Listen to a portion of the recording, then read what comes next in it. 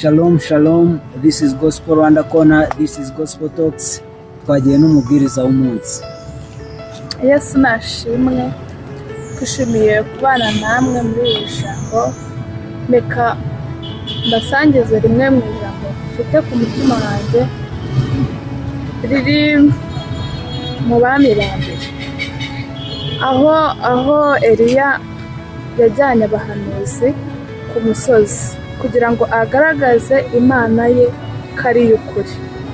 Hagati aho yari ari hagati y'abahanuzi b'ibinyoma n'abahanuzi b'ukuri, ubwo Eliya yafashe umwanya we akabwira abahanuzi ngo bafate berekane niba Imana yabo ari iy'ukuri. Ubwo bafataga igicaniro cyabo ndetse bagashyiraho n'ibitambo byabo, bagahamagara Imana yabo, ariko iyo Mana ikanga kumva.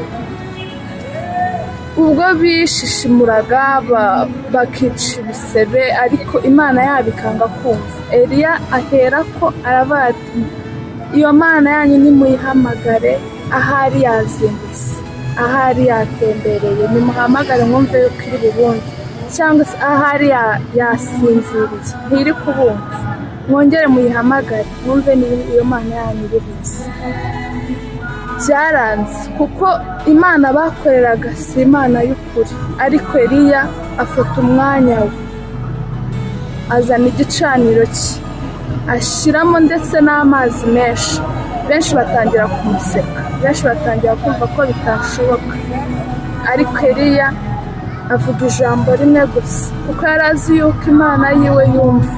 Ntiyigeze yirushya, ntiyigeze akora ibyo kwishimira nk'uko bo babikoze, ahubwo we yahamagaye Imana yizeye. Ako kanya iramanuka, abari aho baratangara, abari aho bumva ko Imana ariyo Mana ikomeye. Natwe twishingikiriza kuri iyo Mana, dufite ubutabazi kuri yo, dufite byinshi kuri yo.